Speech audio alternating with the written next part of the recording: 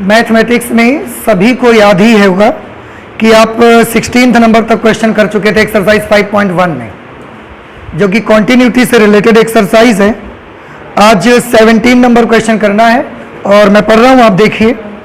लिखा है ए और बी के उन मानों को ज्ञात कीजिए जिनके लिए फलन ये दिया गया है।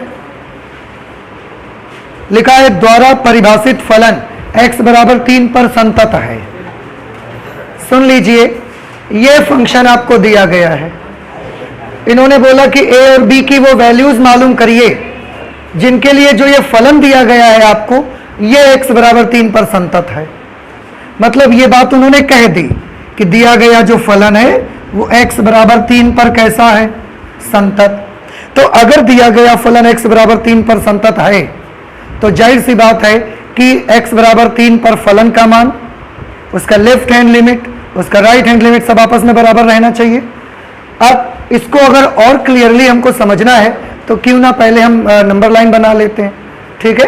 तो ज़्यादा अच्छा लगता है और मुझे उम्मीद है कि आपको भी शायद ज़्यादा समझ में आता होगा उससे।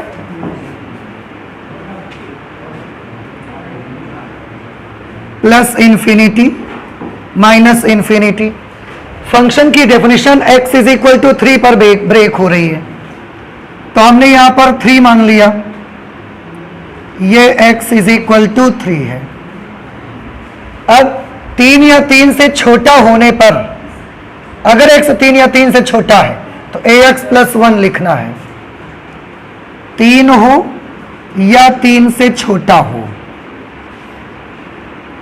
तो fx की वैल्यू लेनी है ax प्लस 1, और अगर x की वैल्यू 3 से भी बड़ी हो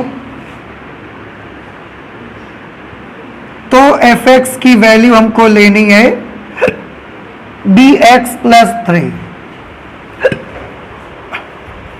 ये बस दिया है और x बराबर 3 पर संतत है फलन। सबसे पहले x बराबर 3 पर फलन का मान निकालेंगे। x बराबर 3 पर फलन का मान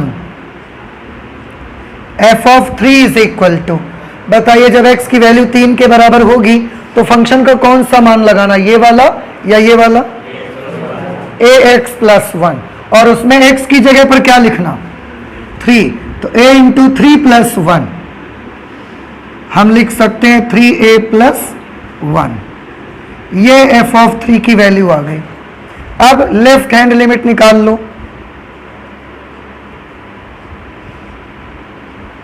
Let x is equal to 3 minus h. If x tends to 3,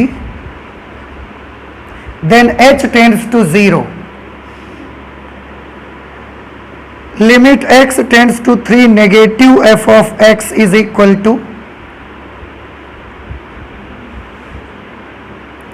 limit h tends to 0,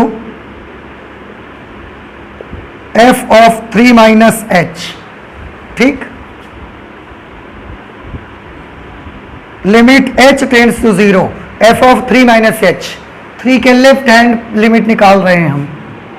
इधर कौन सी वैल्यू यूज करेंगे आप, और उसमें x की जगह पर क्या लिखेंगे, 3 माइनस h। तो a x की जगह 3 माइनस h प्लस 1।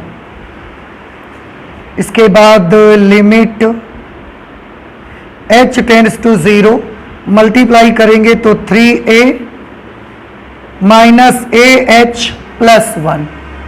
अब हम लिमिट अप्लाई कर सकते हैं। लिमिट अप्लाई कर देंगे, अगर आप h की जगह 0 कर देंगे तो ये 0 हो जाएगा। क्या मिलेगा आपको, 3a प्लस 1, ये मिल जाएगा। इसके बाद अब हम राइट हैंड लिमिट निकालेंगे। उसके लिए माना, क्या माना भाई, x is equal to 3 plus h। If x tends to 3 then h tends to 0। Limit x tends to 3 positive, f of x is equal to limit h tends to 0 f of 3 plus h, limit h tends to 0, what will be f of 3 plus h? 3 का right hand limit हम check कर रहे हैं, तो bx plus 3 लगाएंगे और उसमें x की जगह 3 प्लस h लिखेंगे, तो bx की जगह 3 plus h plus 3, limit h tends to 0, इसको करोगे तो क्या आएगा 3b plus bh plus 3, h की जगह पर क्या लिख दोगे 0, जब 0 लिख दोगे तो क्या बचेगा 3b प्लस 3 बच जाएगा, ठीक है, और ठीक है ये बच जाएगा, तो ये वैल्यू आ गई राइट हैंड लिमिट। अब क्योंकि ये मालूम है कि दिया गया फलन x बराबर 3 पर संतत है, पता नहीं लगाना, ये उन्होंने बता दिया था हमें पहले ही, तो यहां लिखेंगे अब प्रश्नानुसार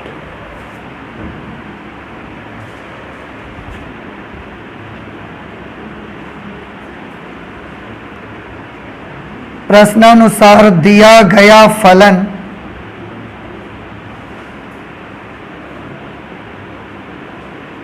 x इज इक्वल टू 3 पर संतत है।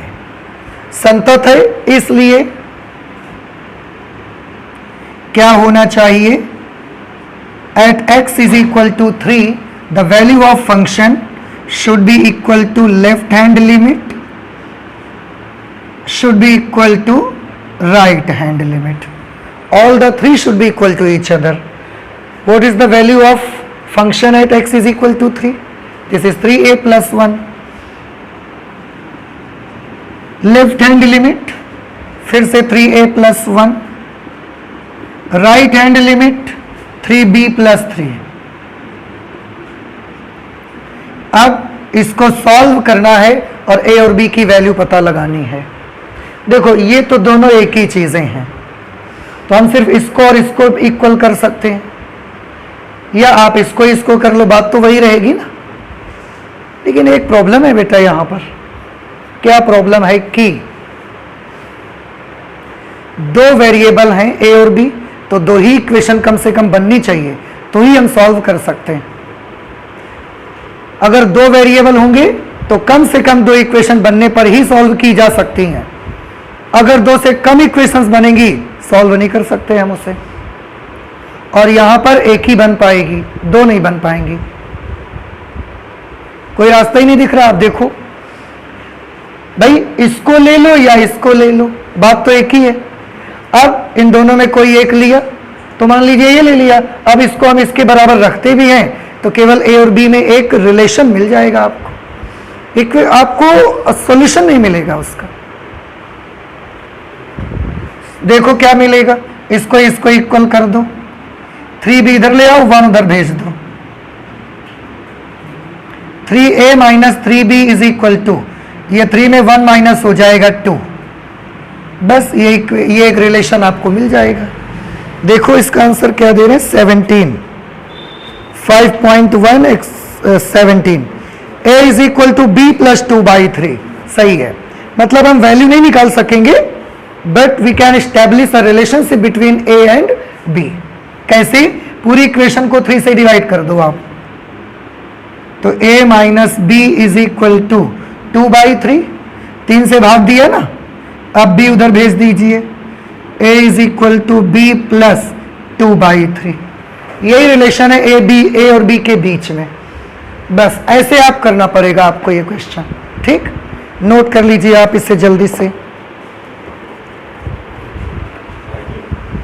क्वेश्चन नंबर 18 में लिखा है लैम्डा के किस मान के लिए fx is equal to lambda x square minus 2x यदि x इज लेस देन और equal to 0 and fx is equal to 4x plus 1 यदि x is greater than 0। Lambda के कौन से मान के लिए ये वाला जो फलन है वो x बराबर 0 पर संतत है। देखो फिर से उन्होंने क्या बता दिया कि दिया गया फलन x इज इक्वल टू 0 पर कैसा है, संतत, कॉन्टिन्यूअस है। इसका क्या मतलब हुआ कि x बराबर 0 पर फलन का मान निकालो, लेफ्ट हैंड लिमिट निकालो, राइट हैंड लिमिट निकालो, और क्योंकि x बराबर 0 पर फलन संतत है तो सबको बराबर करो आपस में। समझ आ रहे हैं आपको, बराबर करो, आए चाहे ना आए, क्योंकि संतत है तो बराबर होना ही पड़ेगा उसको। वो हमें दिख रहा हो ना दिख रहा हो अलग चीज है। और उन्होंने एक चीज और लगाई, x बराबर 1 पर इसके संतत्व पर विचार कीजिए कि पहले लैम्डा का मान निकालो और फिर जब लैम्डा की वैल्यू आ जाए तो x बराबर 1 पर चेक करके देखो कि लैम्डा की जो वैल्यू आई है क्या उस वैल्यू पर भी दिया गया हमारा जो फलन है वो x इज इक्वल टू 1 पर कॉन्टिन्यूअस हो पाएगा, यह नहीं हो सकता। तो पहले लैम्डा का मान निकालना है और उसके लिए किस शर्त का यूज करना है कि दिया गया फलन x बराबर 0 पर संतत है, और उसके बाद x बराबर 1 पर कॉन्टिन्यूअस चेक करना है उसको। इस फलन के बारे में पहले देख लेते हैं। यहां पर मैं बना देता हूं इसको प्लस इंफिनिटी माइनस इंफिनिटी, 0 पर डेफिनेशन ब्रेक हो रही है। ये x इज इक्वल टू 0, 0 के बराबर या 0 से छोटा होने पर यह यूज करना है आपको।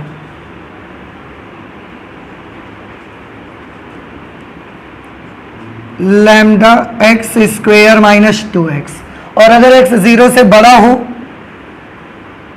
तो उस वक्त आपको fx की वैल्यू यूज करनी है 4x प्लस 1। x बराबर 0 पर चेक पहले निकालो,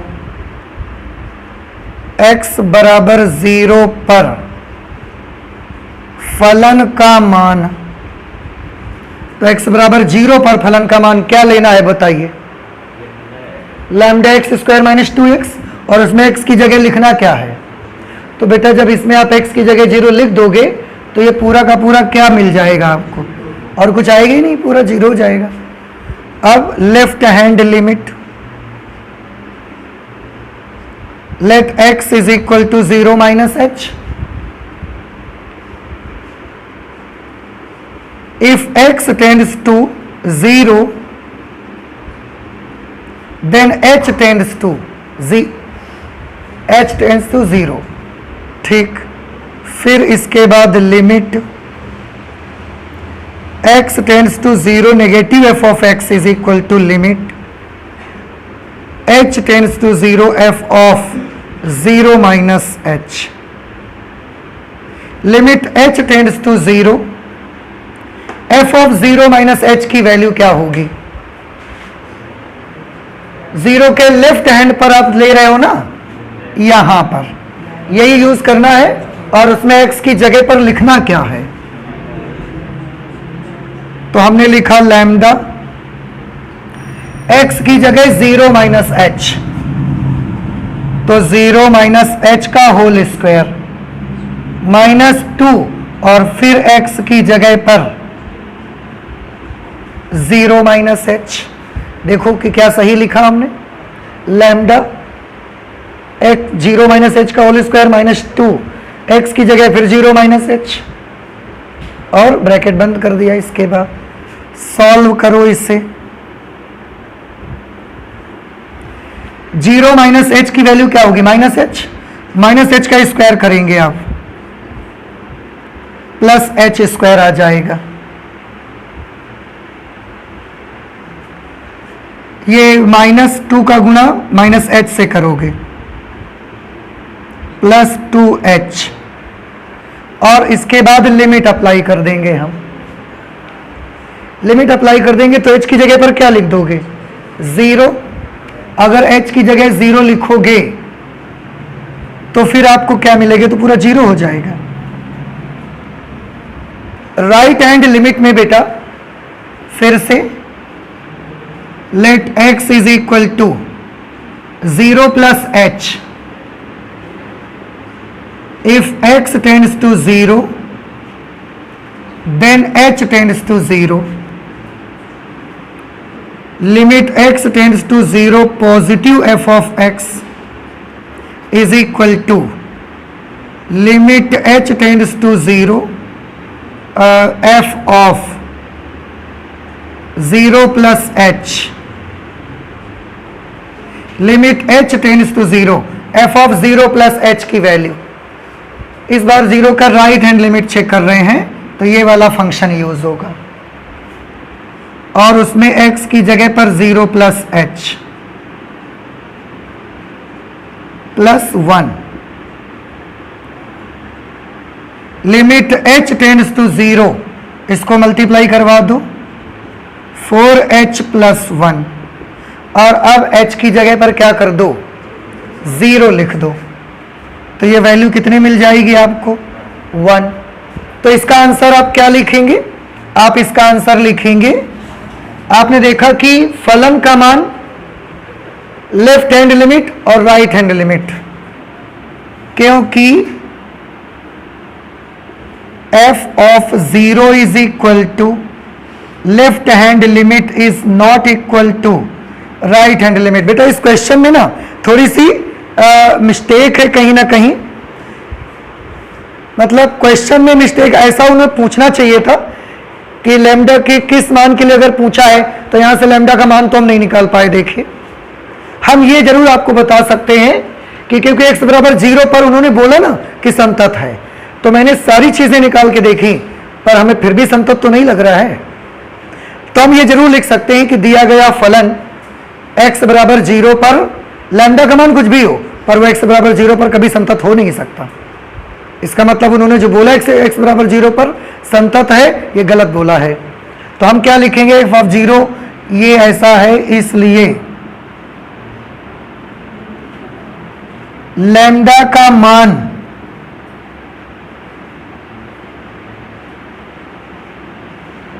चाहे कुछ भी हो परंतु दिया गया फलन x बराबर 0 पर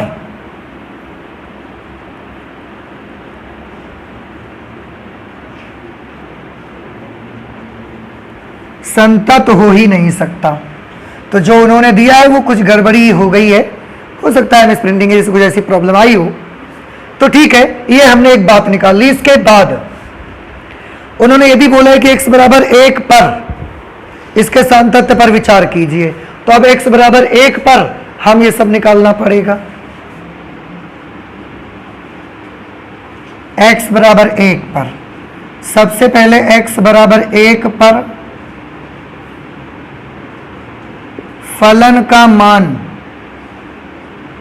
f of 1 is equal to x is equal to 1 पर फलन की वैल्यू निकालेंगे।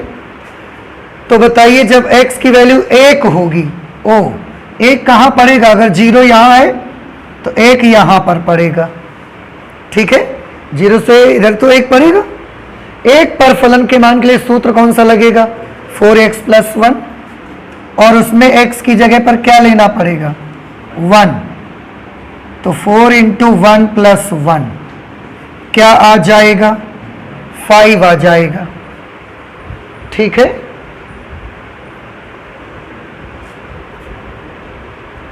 फिर लैम्डा की प्रॉब्लम आएगी, देखो आपको यहां पर आप एक काम कर सकते हैं, क्योंकि क्वेश्चन में थोड़ा सा प्रॉब्लम है ही, इसलिए आप एक काम कर लीजिए। देखो प्रॉब्लम क्या आएगी आपको, x बराबर 1 पर फलन की वैल्यू निकाली तो क्या मिला 5, 1 के इधर निकालोगे तो भी मिल जाएगा आपको, कोई दिक्कत नहीं है। चलिए देखिए लेफ्ट हैंड लिमिट, एक्चुअली मेरे दिमाग में ये आया कि जब लेफ्ट में निकालेंगे तो ये फलन यूज होगा, जबकि आप 1 के लेफ्ट में निकालोगे तो भी यही फलन यूज होगा, और 1 के राइट में निकालोगे तो भी यही फलन यूज होगा। चलिए कोई बात नहीं, बिल्कुल सही है। तो left hand limit let x is equal to 1 minus h, if x tends to 1 then h tends to 0, और इसके बाद limit x tends to 1 negative f of x is equal to limit h tends to 0 f of 1 minus h, limit h tends to 0। अब हम 1 का left hand limit check कर रहे हैं, मतलब 1 से थोड़ा इधर, बस अगर 1 से थोड़ा इधर आ भी गए तो भी तो फलन की यही वाली वैल्यू यूज होगी, और उसमें x की जगह 1 माइनस h लिखना पड़ेगा। तो 4 1 minus h plus 1, limit h tends to 0, इसको मल्टीप्लाई करेंगे तो 4 माइनस 4h प्लस 1,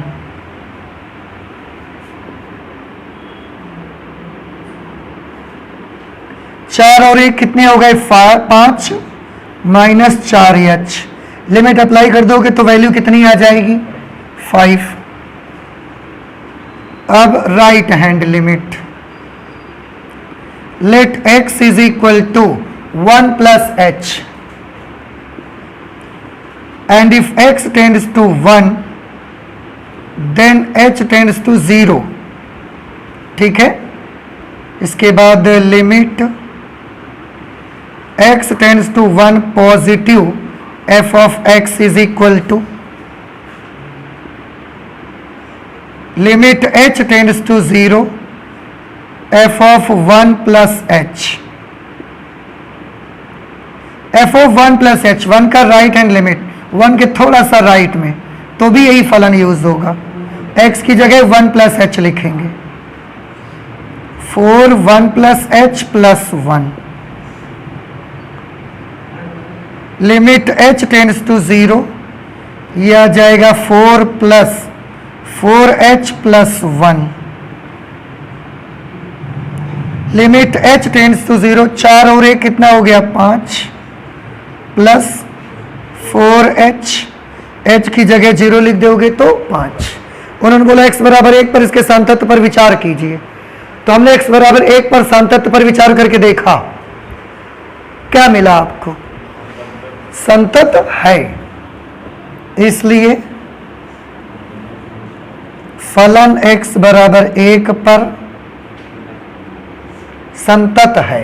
क्यों? क्योंकि फलन का मान लेफ्ट हैंड लिमिट और राइट हैंड लिमिट सब बराबर आ रहे हैं आपस में। नोट कर ली, इस तरीके से ये क्वेश्चन नंबर 18 हमने लगा लिया। इसके बाद 19 करेंगे। क्वेश्चन नंबर 19 में है, दर्शाइए gx is equal to x minus box x, gx is equal to x minus box x। ये एक फंक्शन आपको दिया गया है, द्वारा परिभाषित फलन समस्त पूर्णांक बिंदुओं पर असंतत है। मतलब जितने पूर्णांक बिंदु मिलेंगे, पूर्णांक समझते हैं आप लोग? नहीं समझते? क्या होते हैं? इधर पॉजिटिव पूर्णांकों में 1 2 3 4 5 ये सब, नेगेटिव में -1 -2 -3 ये, और न्यूट्रल में 0। उन्होंने बोला कि समस्त पूर्णांक बिंदुओं पर असंतत है। यहां बॉक्स x उस महत्तम पूर्णांक को निरूपित करता है जो x के बराबर या x से कम है। आपको एक दिन बॉक्स x के बारे में बताया भी गया था, आज फिर से मैं याद दिला देता हूं आपको। क्या बोलते हैं इसको, बता सकते हैं? महत्तम पूर्णांक फलन, द ग्रेटेस्ट इंटीजर फंक्शन। ठीक है, क्या मतलब होता है इसका? इसका मतलब यह होता है कि बड़े से बड़ा पूर्णांक लेना है, लेकिन x से बड़ा भी नहीं लेना है।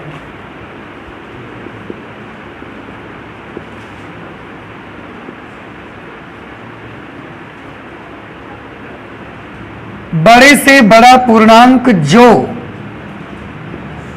x से बड़ा ना हो, यह ध्यान में रखना है। अब गौर करिए, क्या आप बता सकते हैं 7.2 की वैल्यू क्या होगी? 7। Very good. इसका मतलब आपको याद है?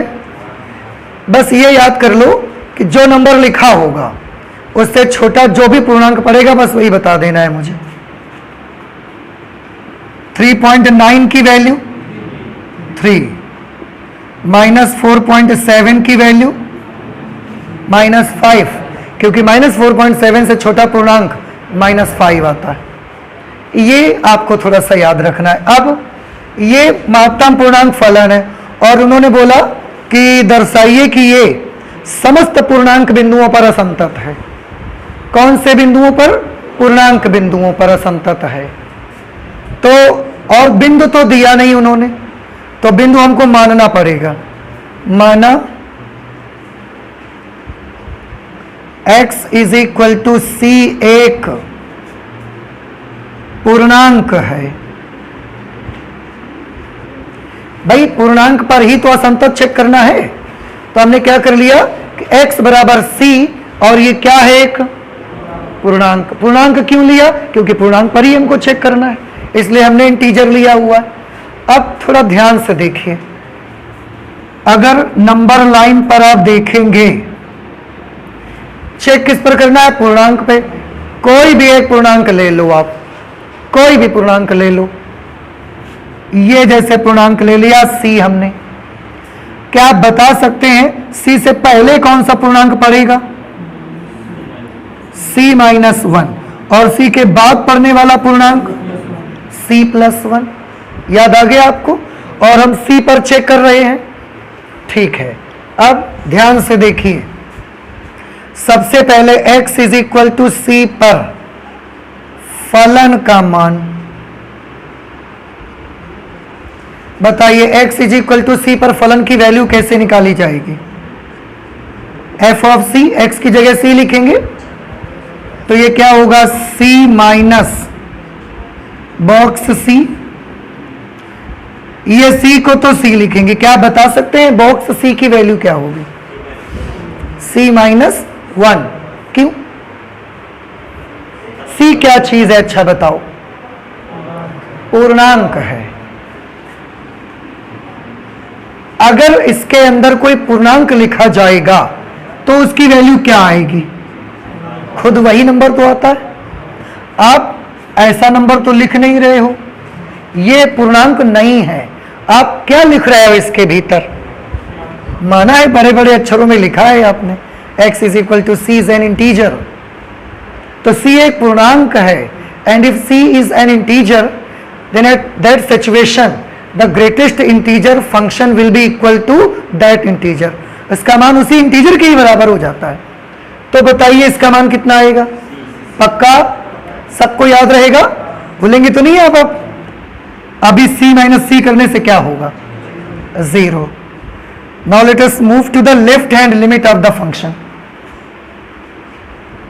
Let x = c-h। c पर चेक कर रहे हैं ना? c-h। If x tends to c then h tends to 0।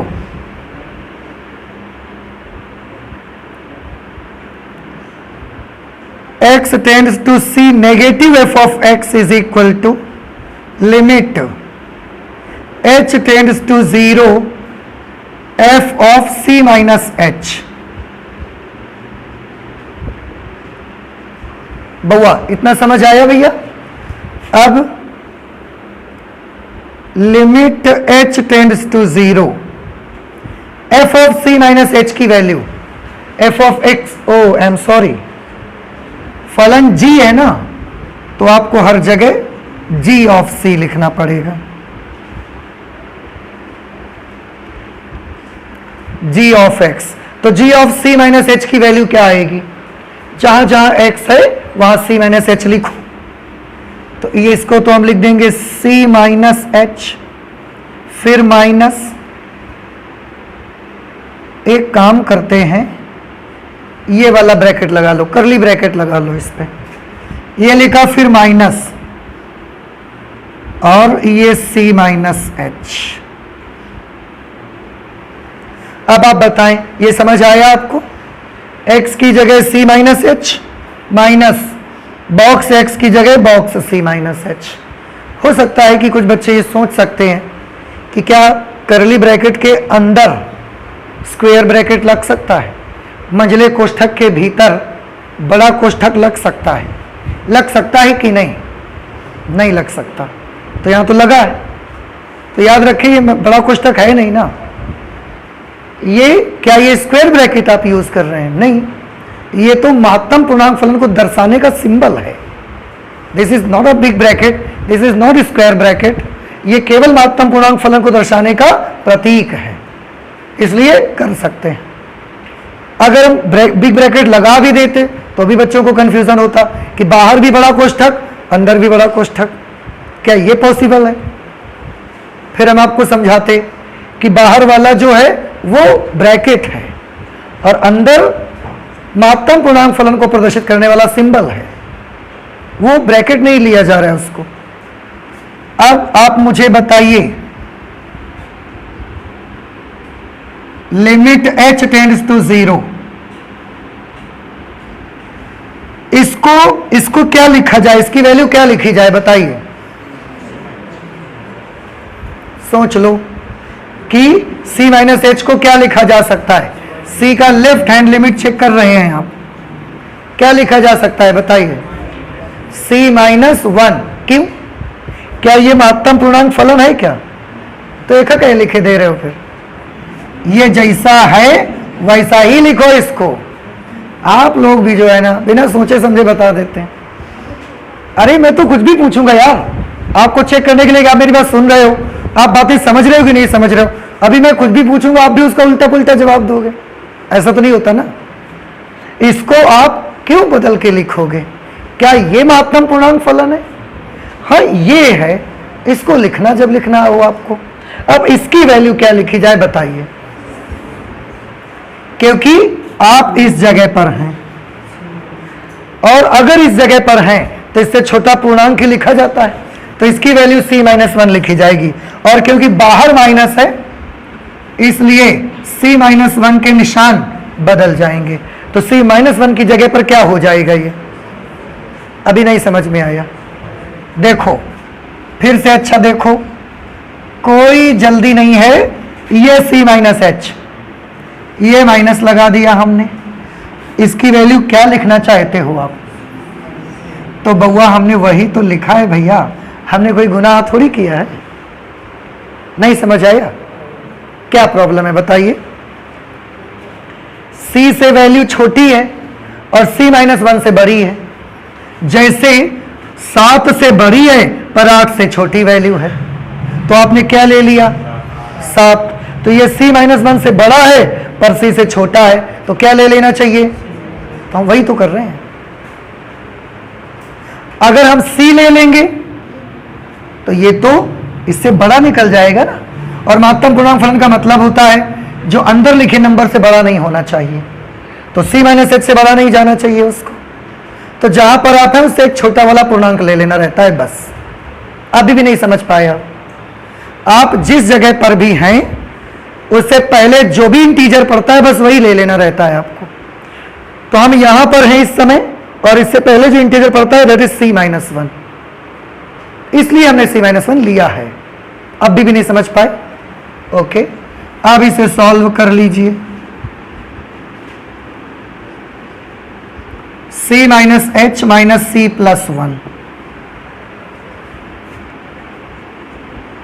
Limit h tends to 0, minus c से प्लस c कैंसल, आ गया 1 minus h, 1 minus h, limit apply कर दो, h की जगह 0, क्या आ जाएगी वैल्यू? आगे कुछ करने की आवश्यकता है क्या? फलन का मान और लेफ्ट हैंड लिमिट यही बराबर नहीं है आपस में, तो हम कैसे कहें कि आगे संतत हो सकता है ये? तो लिख देंगे क्योंकि g of c is not equal to left hand limit, इसलिए दिया गया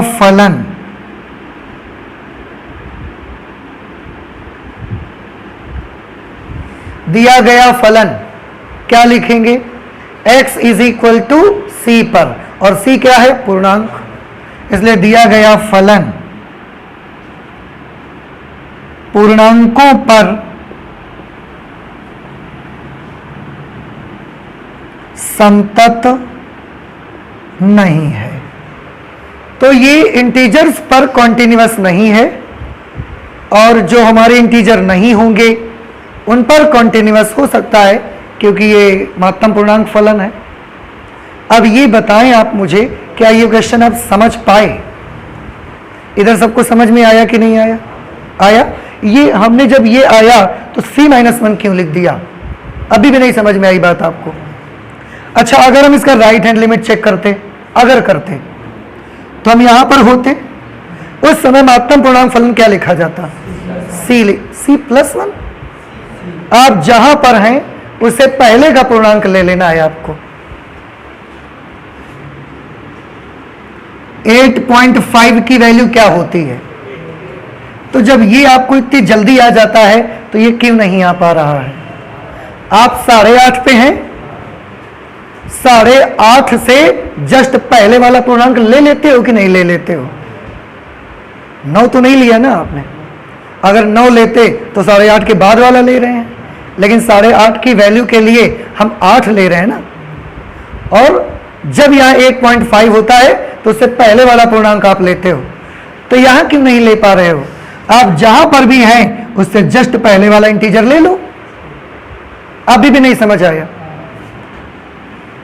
10.1 की वैल्यू बताइए, क्यों 10 क्यों लिया? 11 क्यों नहीं ले रहे हो आप? क्योंकि हम जहां पर हैं उससे जस्ट पहले का पूर्णांक हमको लेना रहता है। उससे जस्ट पहले का नंबर मैं नहीं बोल रहा हूं, देखो क्यों? क्योंकि इससे जस्ट पहले का नंबर तो ये होता और इससे जस्ट पहले का नंबर ये होता, लेकिन मैं बोल रहा हूं इसके पहले जो पूर्णांक पड़ेगा वो लेना है आपको। तो इससे पहले यही पूर्णांक पड़ रहा है तो वही लेोगे आप। फिर अभी भी नहीं समझ पाए आप? तो अगर यहां पर बॉक्स c+h लिखा होता तो आप इसकी वैल्यू क्या लेते? c+h, c से बड़ा है तो इसके जस्ट पहले कौन सा पूर्णांक पड़ेगा? c। c-h c से छोटा है, c से छोटा है, लेकिन c-1 से तो बड़ा है, तो इसके पहले कौन सा पूर्णांक पड़ेगा? ये ले लो। और अगर बॉक्स c लिखा हो तो c ही ले लो। अब बताएं, समझ आ गया? तो इस तरह से ये क्वेश्चन आप करेंगे। क्वेश्चन नंबर 19 है, आप जल्दी से नोट कर लीजिए, इसके बाद हम लगाते हैं क्वेश्चन नंबर 20। क्वेश्चन नंबर 20 में बेटा लिखा हुआ है, क्या फलन f(x) is equal to x² minus sine x plus 5 द्वारा परिभाषित फलन x बराबर पाई पर संतत है? ये उन्होंने पूछा है कि चेक करो इसको, क्या ये फलन x is equal to pi पर कॉन्टिन्यूअस है? तो वो तो चेक करने पर पता लगेगा हमको। देख लेते हैं। वैसे आप देखो, ये बहुपद फलन है, ये ट्रिग्नोमेट्रिकल फलन है, ये अचर फलन है, और तीन के तीनों फलन कैसे होते हैं? संतत। इसलिए इन तीनों का जोड़ और घटाना भी कैसा होगा? संतत। कैसे पता आपको? अलजेब्रा ऑफ कॉन्टिन्यूअस फंक्शन याद आ रहा है आपको? समझाया गया था। हम बोल सकते हैं, लेकिन करके दिखा दो, ज्यादा अच्छा लगेगा। सबसे पहले x is equal to pi पर फलन का मान f of pi is equal to x is equal to pi पर फलन की वैल्यू निकालो। तो जहां जहां x है पाई लिख दो, pi square minus sine x की जगह पर pi plus 5। Can you tell me what is the value of sine pi? Mean sine 180 degree. हाँ जी, साइन 180 का मान। बस ऐसे त्रिकोणमिति पढ़ते रहते हो। साइन 180 की वैल्यू 0, तो ये टर्म पूरा 0 हो जाएगा। पाई स्क्वायर प्लस 5, ये एफ ऑफ पाई की वैल्यू आ गई। साइन 0 का मान 0, साइन पाई का मान 0, साइन 2 पाई भी 0। पाई के जितने पूर्ण गुणज है सबका मान 0 होगा साइन के लिए। साइन पाई, साइन 2 पाई, 3 पाई, 4 पाई, 5 पाई, 6 पाई, 7 पाई, सब के लिए साइन की वैल्यू 0 होगी। अब लेफ्ट हैंड लिमिट करो। Let x is equal to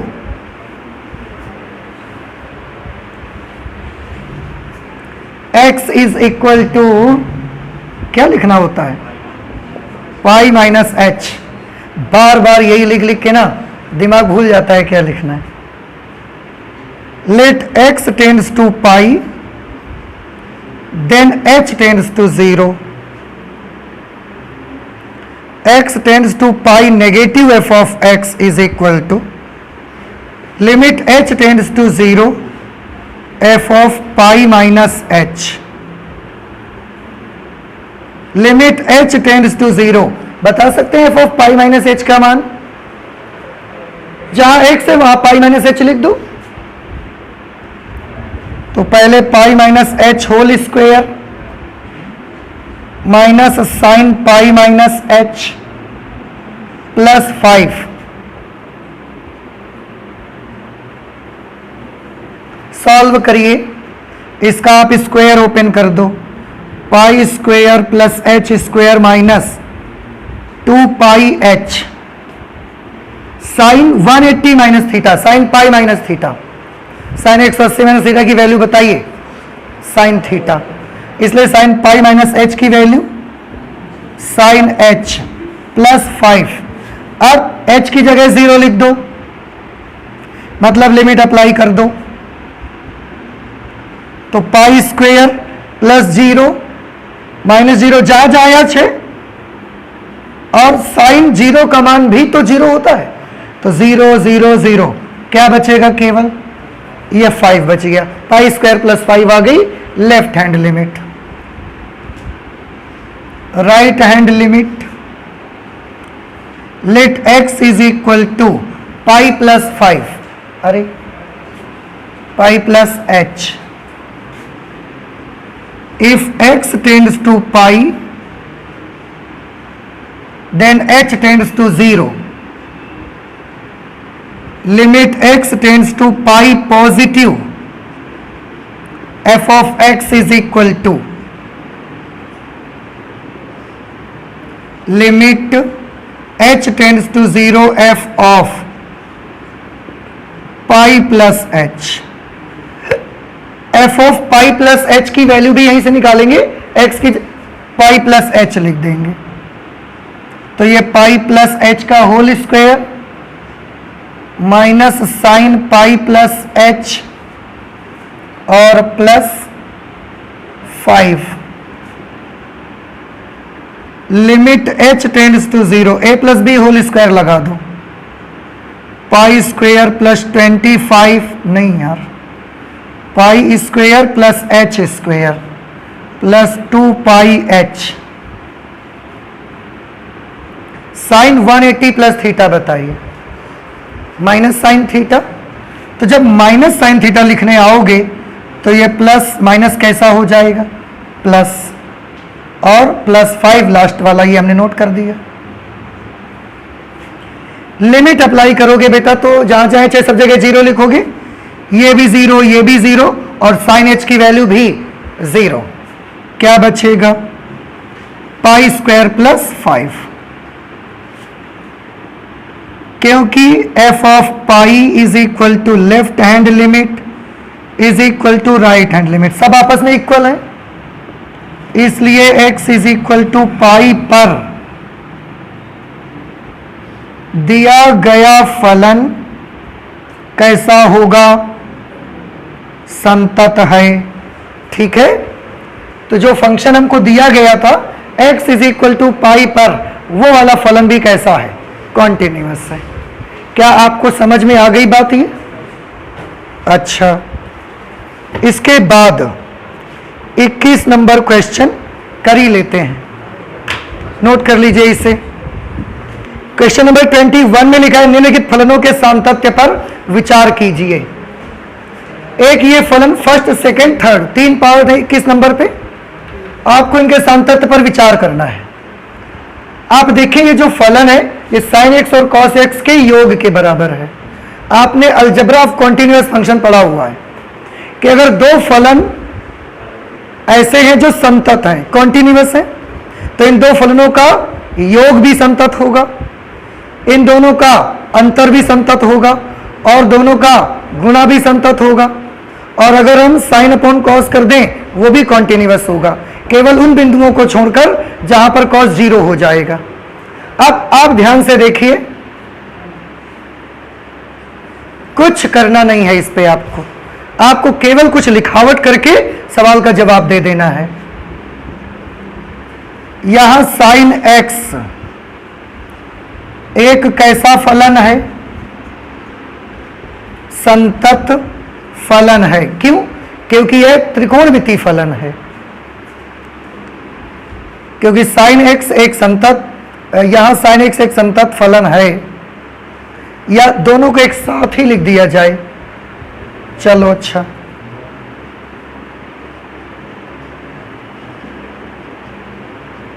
और cos x भी एक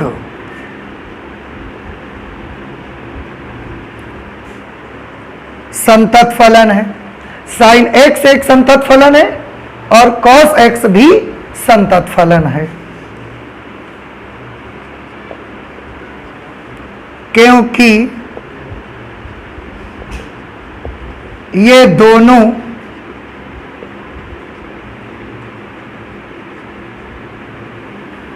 त्रिकोणमितीय फलन है। तो ये तो हमने क्लियर कर दिया कि साइन एक्स और कॉस एक्स दोनों अलग अलग कॉन्टिन्यूअस हैं, because they are trigonometrical functions. ठीक है, अगर ये दोनों अलग अलग संतत हैं तो एफ एक्स में इन्हीं दोनों का योग ही तो लिखा है, तो इन दोनों का योग भी कैसा होगा? संतत होगा। इसलिए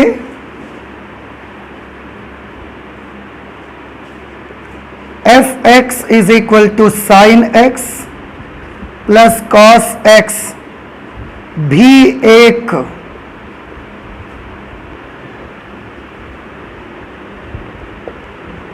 संतत फलन होगा। बताइए समझ आया कि नहीं आया? तो इसमें कुछ कैलकुलेट नहीं करना, और अगर आप चाहें तो कैलकुलेट कर भी सकते हैं। देखो, आप चाहें तो कोई पॉइंट सी ले सकते हैं x इज इक्वल टू, और उस पर फलन का मान, left hand limit, right hand limit आप सब निकाल सकते हैं। लेकिन क्योंकि हमें कॉन्टिन्यूअस फंक्शन का अलजेब्रा भी मालूम है कि अगर दो संतत फलन हो तो उनका योग भी संतत हो जाता है, तो साइन एक्स और कॉस एक्स दोनों कॉन्टिन्यूअस फंक्शन है, इसलिए दोनों का योग भी जो कि एफ एक्स के बराबर है वो भी कैसा हो जाएगा? संतत फलन। और ये कहां से हमने लिख दिया? तो ये हमने पढ़ा है संतत फलनों का बीज गणित, हमने पढ़ रखा है एक आर्टिकल, वहां से हमने इसको बोल दिया। अब जैसा आपने इसको लिखा है वैसे ही आपको इसके दोनों कर लेने हैं। एक काम और आपको देना चाहता हूं, आपका होमवर्क आज के लिए। आप एक काम करिएगा, मैंने तो ऐसे लिख के बता दिया आपको। आप x बराबर c मानिए और फलन का मान, left hand limit, right hand limit सब निकालिए, और फिर देखिए क्या इनके मान सब जगह बराबर आ रहे हैं, उससे भी संतत प्रूव हो जाएगा। तो ये लिखावट से हो गया, वो मैथमेटिकल कैलकुलेशन से हो जाएगा। ठीक है, दोनों तरह से। तो तीन के तीनों पार्ट उस मेथड से आपको करने हैं, आप सभी करिए, कोई प्रॉब्लम होने पर हमें बताइए। और आज हम 21 नंबर तक ही रखेंगे, 22 नंबर और इससे आगे के क्वेश्चंस अगली क्लास में सॉल्व करते हैं। ठीक है, चलते हैं, मिलते हैं अगली क्लास पे। Thank you.